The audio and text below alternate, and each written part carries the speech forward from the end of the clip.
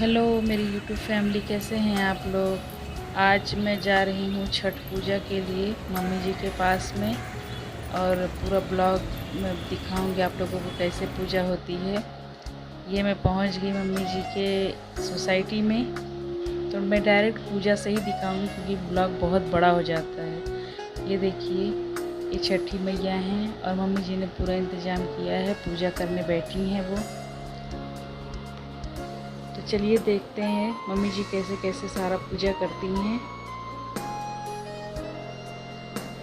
Please blog को and तक आप देखेंगे तो समझ में आ जाएगा कि हमारे यहाँ जो भादों की छठ होती है इसकी पूजा कैसे की जाती है। ये गौरी गणेश है और एक कटोरी में हल्दी का घोल है, इससे गौरी गणेश को गंध दिया जाता है। मतलब इसे गंध कहा जाता है, तो उसी से मम्मी नहला रही हैं। और वो कुश है, कुश लगाया जाता है, उन्हीं को छठी मैया का प्रतीक माना जाता है। उनको चुनरी पीला वस्त्र उड़ा के, अब देखिए, और सिंदूर लगा रही हैं मम्मी। इसके पहले उन्होंने हल्दी लगाई और तिन्नी के चावल से अक्षत मारा। अक्षत मारना कहते हैं उसको, हमारी देसी लैंग्वेज में अक्षत मारना कहते हैं।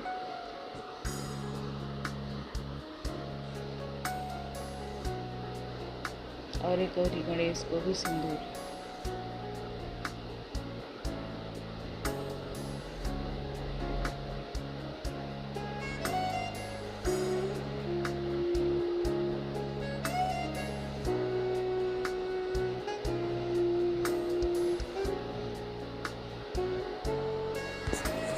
ये जो गमला है इसे सागर का प्रतीक माना जाता है। गांव में ज़मीन में 2 गड्ढे खोदे जाते हैं और उसे सागर बनाया जाता है, लेकिन यहाँ सिटी में गमला लगा के हम लोग उसको ही सागर मान लेते हैं। उसमें दूध और दही डाला जाता है और उसके बाद पानी के छींटे लगाए जाते हैं। फिर गौरी गणेश को फूल चढ़ा रही हैं। यहाँ मेरी दीदी जो है, मेरी जेठानी जी, वो दिया बना रही हैं, सबका दिया बना रही हैं। तो ये देखिए, अगरबत्ती 6 अगरबत्ती रहती है छठी माता की में। 6 सामान का उपयोग किया जाता है। और ये है भोग, मेन यही है। आज महुआ दही, महुआ एक प्रकार का हमारे नॉर्थ इंडिया में फल माना जाता है। फल नहीं, ये फूल है। इसका फल जो है वो अलग होता है। तो भैंस का ही दही, भैंस का ही घी इसमें यूज होता है। गाय का आज कुछ भी दूध दही घी कुछ नहीं उपयोग में लाया जाएगा।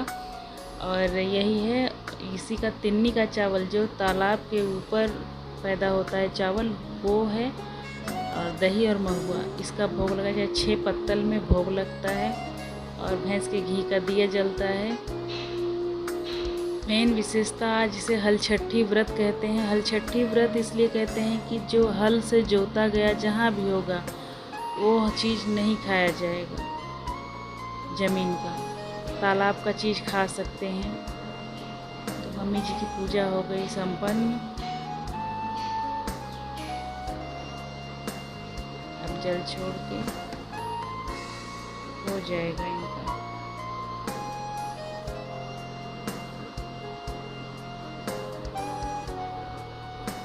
इसके बाद मैं और मेरी दीदी, हम दोनों जन पूजा कर रहे हैं।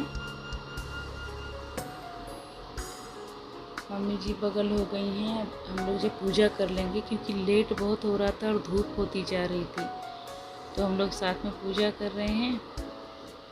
और आप लोग देखते जाइए, बहुत अच्छा लगेगा। ये रीति रिवाज हमारे गांव के अनुसार हम लोग के यहाँ ऐसा होता है। और आप लोग के यहाँ किस प्रकार से पूजा होती है छठी मैया की।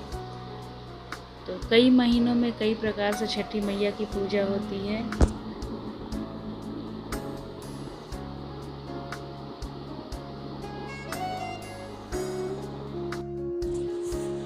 इस दिन को हम बलराम जयंती के रूप में भी जानते हैं। आज ही दाऊ भैया का जन्म हुआ था।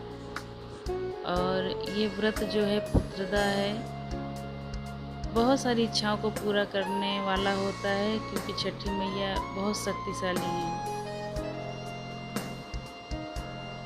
बिहार वगैरह में जो कार्तिक वाली छठ होती है वो मनाई जाती है, लेकिन हमारे यहाँ भाद्रपद वाली छठी मनाई जाती है। और खीरा और नींबू ये सब उस सागर में डाला जाता है, जो सागर हमने गमले के प्रतीक के रूप में बनाया हुआ है। और उसमें दूध दही, जो बच्चों के रक्षाबंधन होते हैं हमारे यहाँ, वो भी डाला जाता है और खिलौने डाले जाते हैं।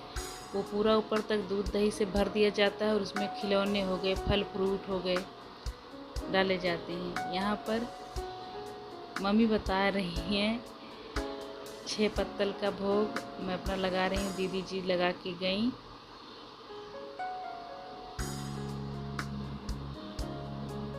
परिवार के साथ पूजा वगैरह करने का इतना कि कुछ गलत हो रहा है सही हो रहा है तो सब बताने वाले रहते हैं।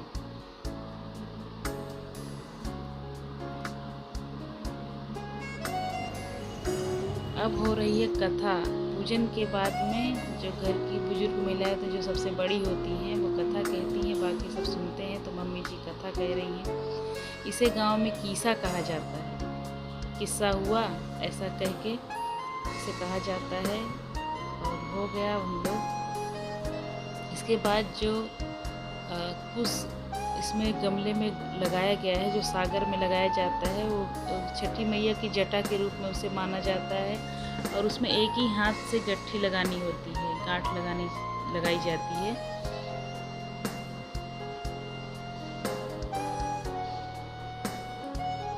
ये देखिए मम्मी जी लगा के हो गया उनका खूब जल्दी से, और मैं लगा रही हूँ।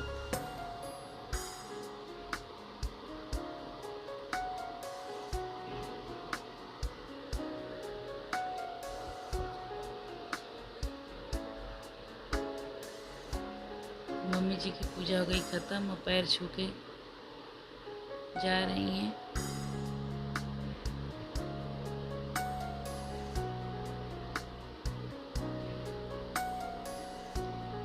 अब यहाँ पे प्रसाद दे रही हैं मुझे।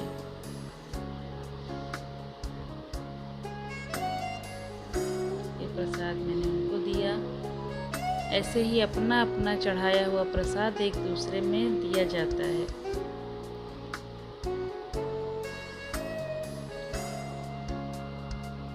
और ये है मेन यहाँ आज का फलाहार, तिन्नी का चावल, दही और सेंधा नमक।